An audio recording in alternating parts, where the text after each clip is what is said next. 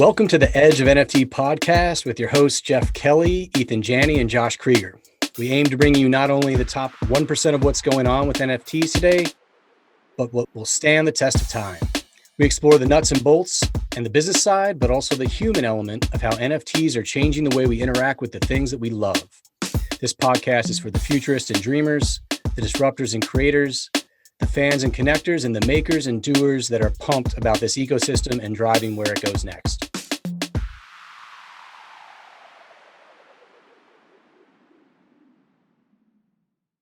Hey everyone, this is Josh with Edge of NFT, again live at Consensus here with David Wachsman, CEO of Wachsman, our partner for NFT LA. David, it's good to see you as always. Josh, so great to be with you. So, listen man, it's hot out here, but we got like 17,000 people. Things are really cooking. What's your perspective of this Consensus as opposed to past events like this? So I think before we even talk about that, let's talk about the crypto winter. Guess what? It's not here. I don't see it. If this is a bear market, this is the most interesting bear market I've ever seen. I've been in crypto since early 2014, Josh. There are, as you say, 17,000 plus people in Austin, packed here. Every booth is totally full. People are excited.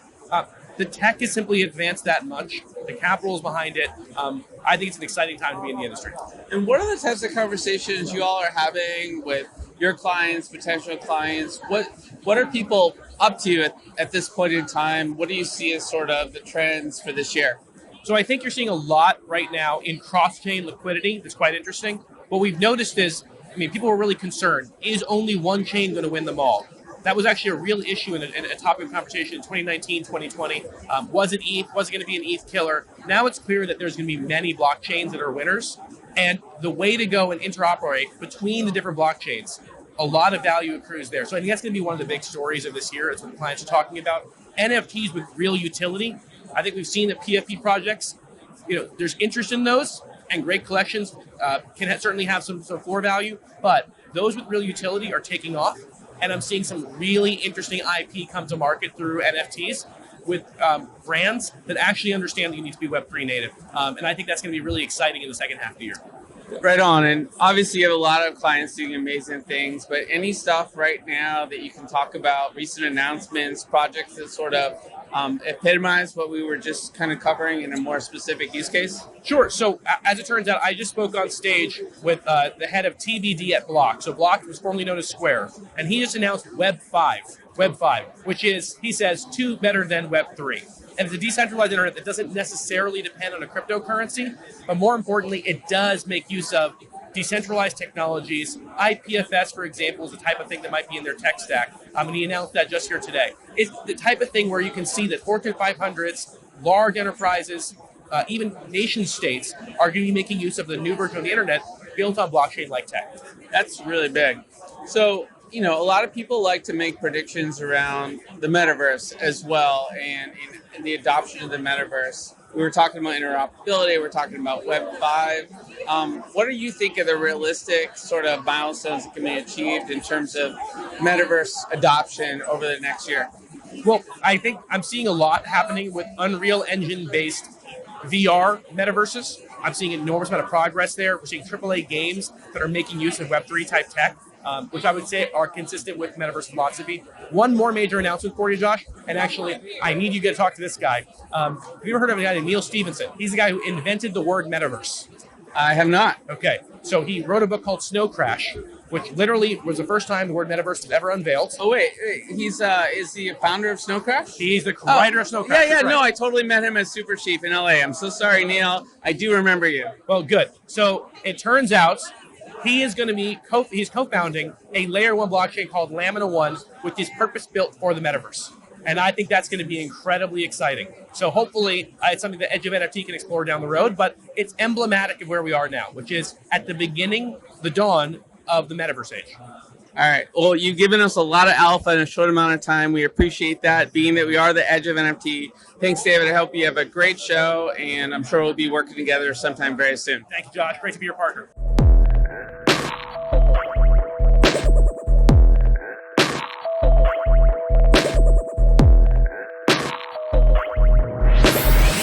Everyone, this is Josh with Edge of NFT live in Austin at DCentral. Shout out to Justin Michael for another really fun, engaging event with amazing entrepreneurs in the Web3 space. I'm here today with Kitty Grier from NFT Girl Gang. What's up, Kitty? Hey. Yeah, happy to be here. Thanks for having me. Yeah, it's great to hang out in our media room here. There's a piano over there if you want to play it later. We're trying to find who actually has some music skills, so that's not us. We had Tatiana Di Maria in here earlier. She was jamming, so really excited to learn more about NFT Girl Gang. I've heard about it, the periphery, but I don't know the deets. I don't know more about your background. Why don't we start there? What inspired you to do NFT Girl Gang? How did you get into this space? Yeah, I mean, I could talk all day. It's been a long journey for all of us. But it essentially started, my name is Kitty. I've been a digital designer for 8 years now professionally. I started as a designer for Disney and then moved to Sephora and was a senior designer for them. And then I was an art director at Meta, and now I'm an art director at Avalanche. So I have cool. Full-time crypto now. And crypto journey started a year ago, and my friends started sending me crypto kitties, and they were like, "Are you doing this?" And I'm like, "No," but started researching NFTs and saw this was pretty cool. Hopped on Clubhouse, met a bunch of other really cool artists trying to figure this out, and started seeing my friends that were artists get paid, which is a crazy concept for artists as a starving artist. And digital work takes a lot of time and a lot of skills, and even things like the MacBook. I just bought one, it's $4,000. You think about all the cost of education and these design programs and all of the tools, it's really expensive, and it takes a lot of time to learn these skills. And so I saw NFTs and were a way for artists to really forge a new path.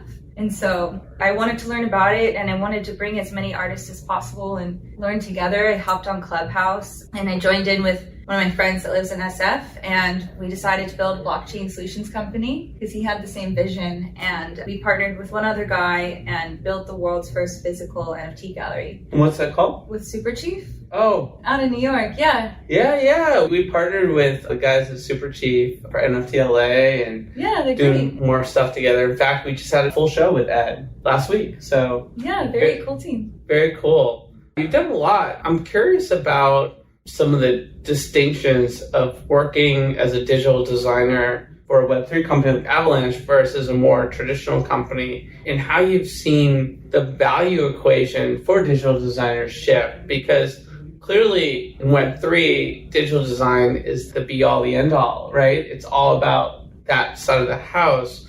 And a lot of graphic designers haven't experienced that distinction. Maybe you could talk a little bit about what you've learned being in the space and how the value equation is different now than it was for a traditional graphic designer 5 years ago. Yeah. I mean, for example, working at Facebook or Meta, I kept being told it's an engineering company. And it's engineering, it's tech, and design is secondary. And with NFTs and the emergence of Web3, art is really important for this. You have to have a really good looking PFP. But beyond that, the concepts are so complicated. My job at Meta was creating presentations for robots. And I'm not an engineer, and I had to Google what's a helical wrap and understand robotics to create presentations. With Web3, it's even more complicated. It's a new industry, and everybody's trying to learn it. And so my job as a designer is, how do I make this stuff as simple and easy as possible for someone to understand? How do I dilute a white paper into a really simple infographic? How do I create banner ads and YouTube videos that are interesting and fun to watch, and make sure that it's a language that people can follow, and it's a pace, and it has, graphics that explain what a node is or how we can create more blocks or a subnet. So art is very important in making sure that this stuff can be easily understood so that we can have mass adoption. Right on. In NFT Girl Gang, tell us more about it. When did it launch? What's the community like? What kind of stuff are you guys cooking up? Yeah. So NFT Girl Gang happened. I was creating that blockchain solutions company, and I had been going to a bunch of conferences and actually traveling and living with these guys, and it's just a bunch of dudes everywhere. And a lot of dudes in this space. A lot of dudes. And I grew up with a really amazing dad and two big brothers, and so I'm used to being a guy's girl. And so I can hang, I can deal with it. I'm comfortable walking up to a bunch of dudes and being like, hey guys, I work in crypto too. But it can be intimidating. Very intimidating, especially in when I went to LA Live or NFT LA. I was being asked, am I a model? Was I hired to be at this party?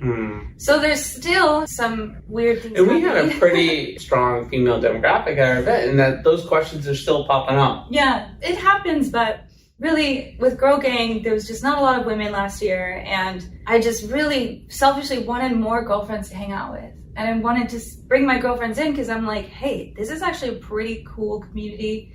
This is pretty cool tech. This is the future. How can I bring more women in to make a balanced space? And so my friends just started putting me on stage. I spoke at DCentral Con in December with an idea of Girl Gang.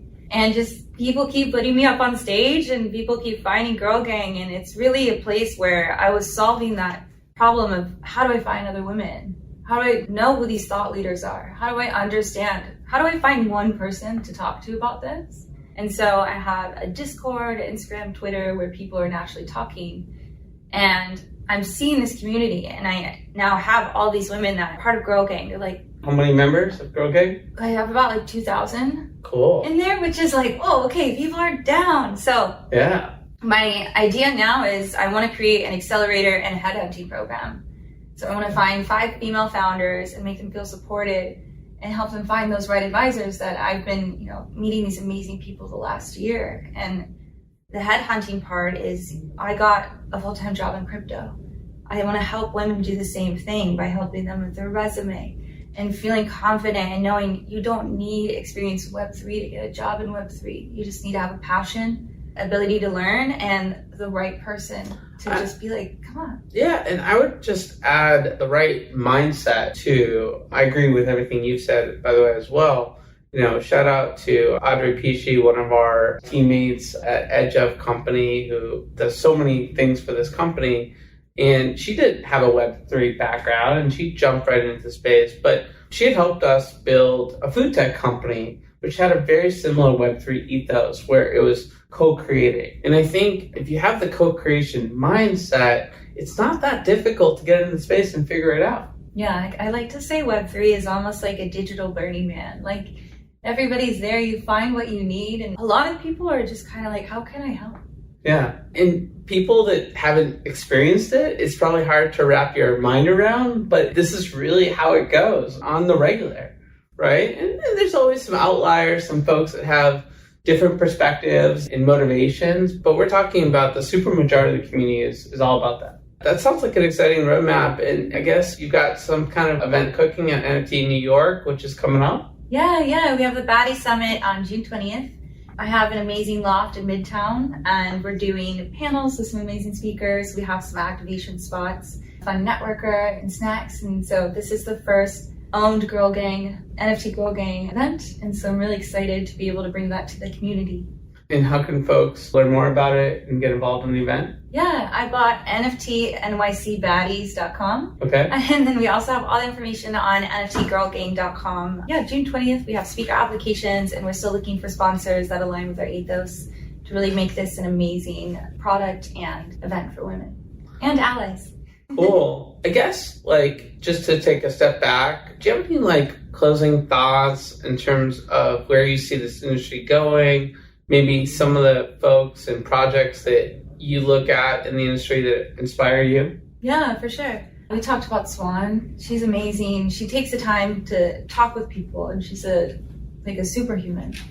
She is, yeah. Shout out to Swan. Yeah, I love seeing what she does. And then, seeing groups like Boys Club and Her House, and speaking with one of my girlfriends who decided to create Crypto Venus, because in COVID, she decided to say, fuck it, I'm going to be a painter. And made a BFB project about it. And I just love finding these other women in Girl Gang, and a great way to find inspiring women too is go through the conferences and look at the speakers and just do a little Insta stalking or LinkedIn and look at them, see who you align with. And most of the people in the space are accessible. You can shoot them a DM and just say, hey, I really like what you're doing. Can I buy you a coffee?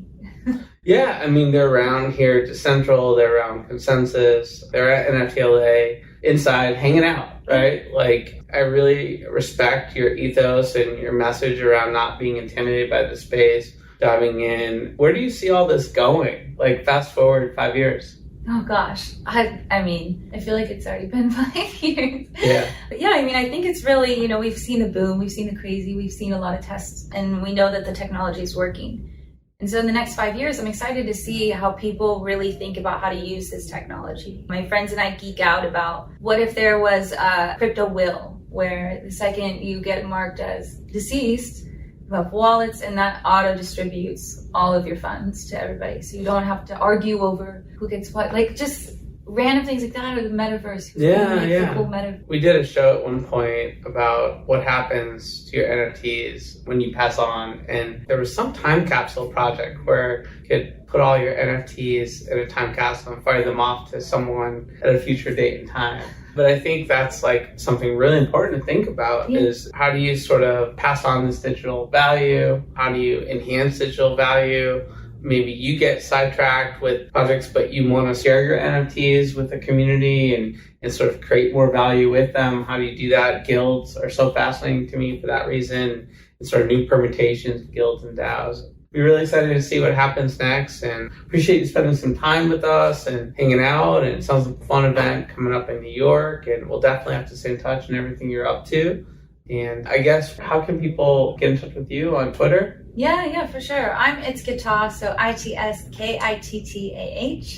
And I also own NFT Girl Gang everywhere. So NFTgirlgang.com, Twitter, Instagram, come hang out. Very easy to remember. Thanks so much, Kitty. Thank you. Hey there, NFT Space Cadet. Let's zoom in on the globe from outer space today to Abbot Kinney Boulevard in Venice Beach, LA. Let me show you a cosmic tech beacon that shines out among the bustle of fashion, art, and food there.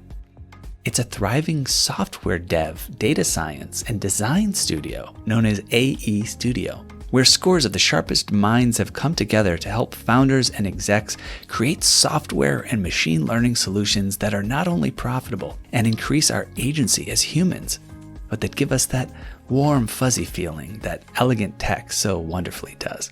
AE's breadth of talent allows them to build anything from instillvideo.com, it's a health, fitness, and wellness app that makes your chakras tingle, to award-winning brain-computer interface solutions that could quite literally bend our minds. Oh, and keep an eye out for Token Runners, their NFT white label marketplace, as well as our highly anticipated NFT drop, Boomer NFT. Now, for all you degens who strive to shed the cummerbund and pearls, comes a jaw-dropping, awe-inspiring partnership, not seen since the heyday of Shaq and Kobe. It's called Edge of AE Studio, and you can find out all about it at edgeofae.com. That's right, this full-service, soup-to-nuts, end-to-end, whole enchilada NFT service can help you, yes you Randy, launch your NFT project. Edge of NFT and AE Studio have come together like Voltron to get your project in gear so you can hightail it straight to the moon, stardom, and maybe even your own private yacht. Go to edgeofae.com to find out more.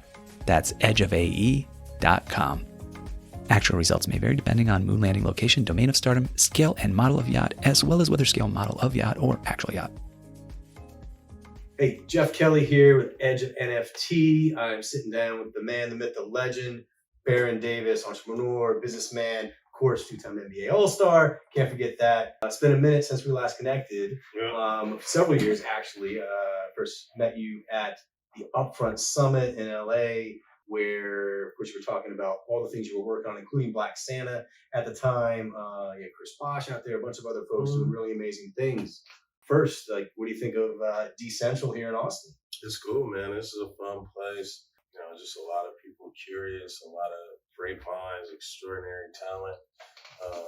People trying to connect and collaborate. So I'm here, just kind of represent the culture, sports, lifestyle, just the hyphenate athlete, and, just trying to make the right connections and for us and our team have more than us to like make sure we're building with the right people, partnering with the right people.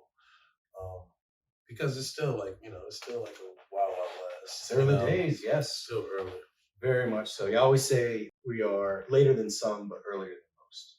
Mm-hmm. You know, when you look at the number of wallets that are out there, whether it's just crypto wallets in general, just a few million, and there's 7 billion people in the world. You look at the number of NFT wallets out there, just a few 100,000. Yeah. You think about that, man. That's It's crazy. so early. I always try to impart that to folks who are like, I don't know, it's it's already done, it's past, this and that, right? Like, get in the mix. And speaking of getting in the mix, like, I know you're pretty deliberate about trying to get involved in the world of NFTs. You got a number of different pieces of intellectual property. Tell us about like how you dipped your toes into the space and what you got going on now. I think like it almost felt like everything that I was building was for the space. Yeah. Because, as an entrepreneur, as a creative, it's like you want to sell a movie, you got an idea, you start developing, you develop it in a tunnel. And like you start showing, for instance, like Black Santa, I've been developing Black Santa for like 5 years. And, people wanted to do this and take it in this direction. And why didn't you, go sell it out and, blow it up at Walmart and it was like easier said than done. Mm-hmm. Mm-hmm. And what I was doing was like just trying to scope out and figure out the whole concept of the world, the story, the character development. And so what I realized was like, whoa, I have all these assets, and then here comes NFTs, and it's like, wow, like what a blessing, you know what I mean? Mm-hmm. What a timely situation, because I had assets that I was playing around with, writings, magazines, books, things of that nature, and I was like, oh, this makes sense. And this is the best way that I can start to actually support the people who have been supporting me in the development of Black Santa for over the past 5 years. And so, we were lucky to have a sellout. We sold out in like 12 minutes.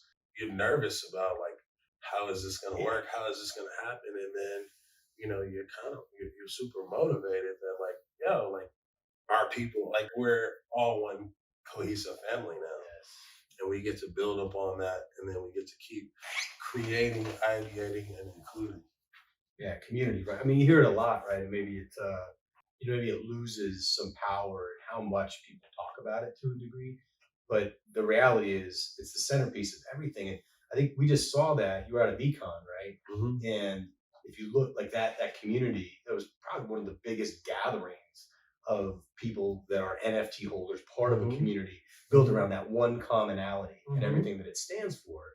What kind of thoughts does that inspire in you when you see those people come together in that kind of environment? It's great for me. I think that, we just kind of took some motivation from that. DCentral Con and NFT LA and all these places that we've been going, VCon. And it was like, how can we do our part? Yeah. And so for us, we've been building and working on SLiC that we're going to announce coming mid-July, and that's going to be in October. And so the thought was sports, lifestyle, insiders, culture needs a seat at the table in Web3. 100%. And what better place to do it in LA, where we can create, all of these fun experiences that are utilities to the conference, right? Basketball game, go to a football game, right? Go to a concert, have a comedy show, all of that, for me is like, when you're looking at, and all of these conferences have done it, like we want to just do ours a little bit different. And we want to include all the athletes and all the people in sports that, have been a small piece or a small sliver or a couple panels at one of these bigger conferences. Yeah, man. So we also, you may not know, we're the coordinators of NFT LA. Oh, wow. That's amazing. And a big part of our inspiration was that upfront summit where I originally met you. Yeah, the goodness that came with that. Yeah. Like a lot of those elements came from there. And our vision was to try to do something a little bit different. And I love that next step you guys are about to take, man. Yeah. It sounds exactly like what this space needs. It hasn't seen yet. I mean, I always say we haven't all seen each other and what we're all capable of doing. Yeah. And, I travel on these conferences and summits and speak on these panels, and a big part of it is to like find the people who are connectable, right? Like-minded people, because, up until about a month ago, all of the NBA guys were still playing. The NFL guys 3 months ago were still playing. Now they're back in camp. So, it's like, for me, it's just like, let's go and collect all the great people. Let's create the people who want to help, who want to invest, who want to collaborate, right? Who want to operate. And then let's bring all of them to our space, right? And just like really build an ecosystem where there's no fat, right? And a culture of people that understand that every time we gather, something great is going to come out of, this opportunity. Hell yeah. And, people, I think, probably don't realize just how focused you got to be. During the season, you're dialed in, right? Dialed in into the sport, down into your training, dialed into just preparing endlessly. It's hard to draw that focus away toward new business ventures, learning new technologies, and so on, right? So it's a good point, and it sounds like that timing is right, really, for this conference. So yeah, it's perfect timing. Every time we go somewhere, we meet great people. It was like, hey, will you speak on our panel? I'm like, sure. Yeah. And having LA as the backdrop is, we don't lack talent, in our backyard. So it makes it fun, and it gives the people who actually live there an opportunity to come out and like celebrate with people from all over the world. A lot of people that call that their home, right? Yeah, and it's a lot of like celebrities and athletes and people like that we know that they want to come to the events. They want to be a part of it, and it's just like, man, just find a time where I can come, right? And so once we can kind of build up that nest egg and ecosystem of just, I call them extraordinary people that are extraordinary IP themselves. Yes, 100%. And let me ask, like, for the Black Santa community, is there going to be some access to that event or utility associated with it? Yeah, Black Santa members, they're gonna get opportunity to play in the game. There's gonna be like hot shots, and then what else? We're doing like I believe a snowball fight or something, like a dodgeball snowball fight. So awesome. All the Black Santa holders, they get access to all of our events, and then they're gonna be getting Halloween. They're gonna be getting Halloween drops.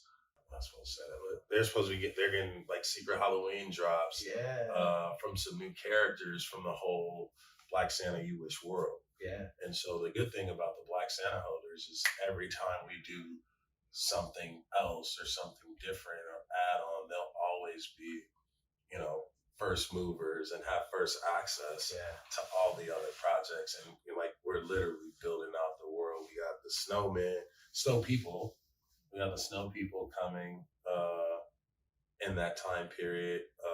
We have these Nerf characters that I've been working on that are like, I think Garbage Pail Kids meets Captain Planet. Okay, yeah. Nice, I like that. And so I love to create, think, storytell, and collaborate. And, we work with such a great roster of artists, that it just, for me, it's like every day waking up, it's like, all I got to do is just come up with ideas and, great? and work through them, you know what I mean? So, yeah, that's one of the best things in life. I think like Francis Ford Coppola recently said, it was a quote, I'll paraphrase it, that, one of his greatest joys in life was seeing an idea that he had become reality. Yes. And like, I think now more than ever, man, we're in a world where that's possible for almost anybody. The barriers to entry are so freaking low right now. It's amazing. Lower than ever in the history of time. It's like, you have the access point. So it's like, now you got to go build culture, community, of people. I wanted to show you next. Yes. Oh, there it is. Yes. That's so cool. It's exactly what you're talking about. So it's like, this is the planet. If we were to take care of our planet, this is Nerf after we poison polluted Nerf. That's awesome. So it's, just little things like that, man, I get super excited about working with these artists. I got my own project coming out called The Oatmeals. That's going to be dropping, I think, June 24th. This month. Wow, that's going fast, yeah. And like oatmeals are legends. Legends are oatmeals. So anybody can be an oatmeal, grab an oatmeal, be a legend. and tell your story. All right. Yeah. So it's like really an opportunity to like, for us to like build out this environment where people can come and story tell, and, you know, you can sign, we're signing different artists and athletes to perform and do interviews and things like that. Okay. As their oatmeal character. So At the actual character. So being an NFT holder, you get the oatmeal. yeah, you get the oatmeal. You You get access to the history of the game. Yeah. You get access to the oatmeal land, which is like basically like fantasy. Like we'll have fantasy team, basketball, football, fantasy leagues. We in real life events, music, and then we have some virtual studios that we've done collaborations with a few producers. So, you know, you can also take your oatmeal and like make music. You can take your oatmeal and like hike. So like all of the products in our More Than Us ecosystem, you know, you get an oatmeal, you pretty much like, you get access to like travel into any world. That's beautiful. Yeah, man, that's a thing. I think that first iteration of like, you know, PFP projects like this missed, you know, the entire utility layer. Yeah. And more than that, it's what you're talking about. It's the ecosystem, man, the synergy between these things. You're like, hey, we're put on this killer event. The marginal cost to have Black Sand holders come and participate is so low, right? Like, so you want to continue, of course, you want to continue to add value to that community above and beyond what somebody paid for an NFT, right? Like, yeah, man, that's exciting. So, who else are you guys partnering with to make some of these things happen? Obviously, so we're doing a partnership with Hennessy and the Never Stop, Never Settle Society, and we're doing the Hennessy Lounge for the draft. So that's going to be cool, where we'll feature a bunch of, a couple NFTs from the Never Stop, Never Settle Society artists, as well as like oatmeals and things that we make from More Than Us. What other partnership? We have a partnership coming out with a new league called the PSA, the Premier Skate Association. And so, you know, using NFTs, like creating Top Shots and Top Shot docs for skateboarders. And then the ability for people to actually own a skateboard franchise. And so it's like really like NFTs with the NFT has like royalties built in royalties as ownership groups. So you know, kind of re-engineering, right? Skate culture, so where the skateboarders can actually have equity in their own ecosystem. Right on. That's exciting, man. You got a million things popping here. Got a million. I feel like I work with 1,000. I mean, I probably work with like 50, 60 people. Yeah. Wow. You know, and for us, it's really just time scheduling, mapping out time. Some things take 30 minutes. Some people don't need us. Some people need 2 hours. You know what I mean? Right. But, you know, I think when you're organized and you work and you meet people where they are, you know, and you're listening and you're a full service and like really there to empower, that's the culture we build with More Than Us, right? So it may take 30 minutes to get your project done and finish across the line. And so we'll bring 20 people in the room and give you your 30 minutes. Wow. And that 30 minutes turns into an hour and a half. You come out motivated, and now you got 30 people ready to push the button when you say push the button. That's a model right there. Yeah, exceptional, man. Well, look, I appreciate you carving out a little bit of time to sit down with us and share this with us, man. Where should folks go? Morethanus.io. Morethanus.io. Y'all heard it here. Check it out, morethanus.io, Baron. Thank you so much. I appreciate it. All right.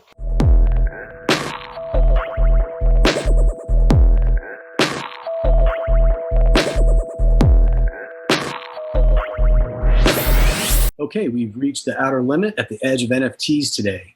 Thanks for exploring with us. We've got space for more adventures on this starship, so invite your friends and recruit some cool strangers that will make this journey all so much better. How? Go to iTunes right now, rate us, and say something cool. Then go to edgeofnft.com to dive further down the rabbit hole.